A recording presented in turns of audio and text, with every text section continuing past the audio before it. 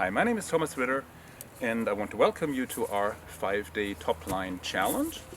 On day one, I will explain to you what the Topline is and why it's interesting to look at it and evaluate it, because you can get some very interesting, useful information about the horse's training or training deficits, maybe, from looking at the development of the muscling of the Topline. On day two, I will explain to you how that works, what information you can get from looking at different muscle groups and how they're developed. On day three, I will explain some typical rider mistakes that prevent the proper development of the top-line musculature.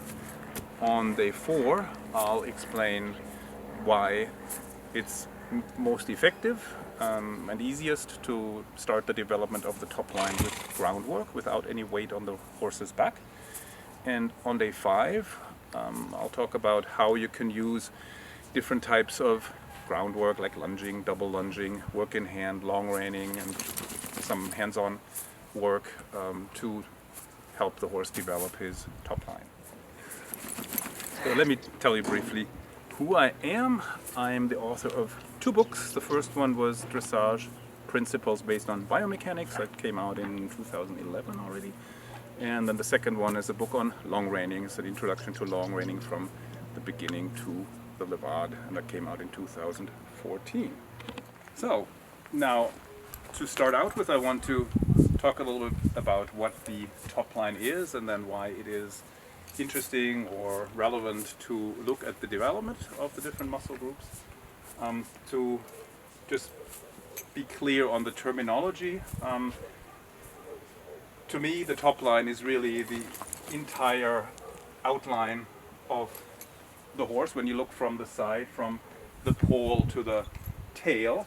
Some people seem to define top line just as the neck, or when they talk about it, it always comes across as if they were looking just at the part of the horse from the withers to the ears, so to speak.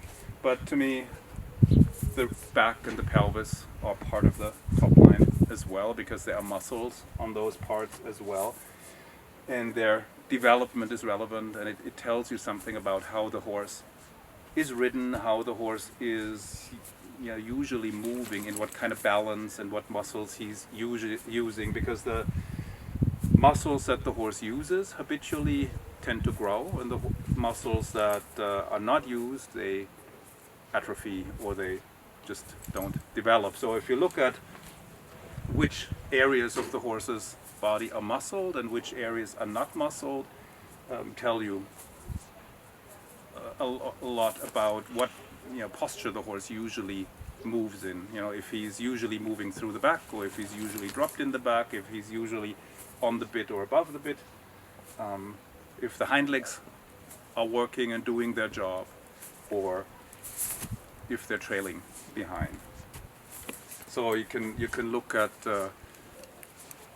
whether bones are sticking out, like here somewhere along the lower back, or if the point of the hip is showing, and so on. You can look at whether the croup is round and muscled, if the muscles look a little inflated, or if they are flat or concave even. You can look at, continuing the top line. It's not strictly the top line, but the hind leg musculature is connected, of course, to the top line. And if you have a good top line, you probably have good hind leg musculature, and vice versa as well, right? Because everything works in chains. All the bones are connected to each other, and the muscles that move the bones are connected to each other as well. Another interesting thing, more of a side aspect maybe of muscle development, is to feel the muscles, if they feel soft and supple when you touch them, or if they feel hard like a piece of wood, or are they stringy.